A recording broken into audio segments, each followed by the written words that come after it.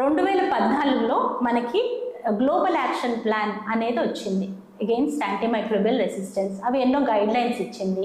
Surveillance చేయాలని, అవగాహన పెంచాలని, మనకి ఎక్కువ యాంటీబయోటిక్స్ అనేవి ప్రొడ్యూస్ చేయాలని, ఇట్లా ఇన్ఫెక్షన్ కంట్రోల్ అంటే మనకి వ్యాధులు రాకుండా ఎట్లాగా పరిశుభ్రతని ఎట్లా పాటించాలి హాస్పిటల్స్లో కానీ కమ్యూనిటీలో కానీ, ఇట్లా పలు రకాల గైడ్ లైన్స్ అనేవి వచ్చాయి.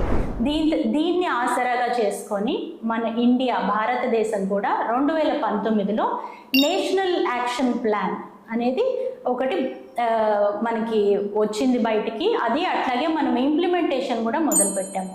మన ఆంధ్రప్రదేశ్ కూడా 4వ స్టేట్ ఆఫ్టర్ ఢిల్లీ, కేరళ, మధ్యప్రదేశ్ వీటి తర్వాత మనం కూడా 2022లో స్టేట్ యాక్షన్ ప్లాన్ అనేది మనం కూడా తీసుకొచ్చి దాని ఇంప్లిమెంటేషన్ కూడా స్టార్ట్ అయింది. అంటే ఎన్నో రకాల ట్రైనింగ్ ప్రోగ్రామ్స్ జరుగుతున్నాయి ఈ విధంగా ముందుకెళ్ళడానికి.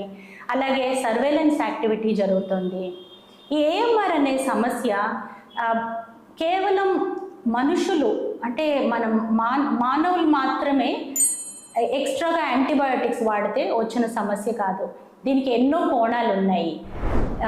మన పశువులకి, అట్లాగే పౌల్ట్రీలో యాంటీబయోటిక్స్ వాడుతున్నారు, ఫిషరీస్లో యాంటీబయోటిక్స్ వాడుతున్నారు.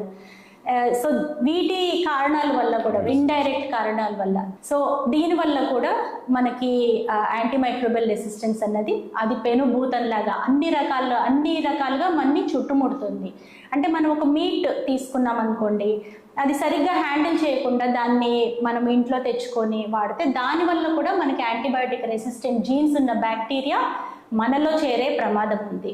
అది మనకి ఎప్పుడైతే ఇమ్యూనిటీ తగ్గుతుందో, లేకపోతే వేరే వైరస్లు అటాక్ చేసినప్పుడు ఈ బ్యాక్టీరియా కూడా అటాక్ చేసి మనని ఇంకా సివియర్ ఇల్నెస్ అనేది దారి తీయడానికి అవకాశం ఉంటుంది దీనివల్ల.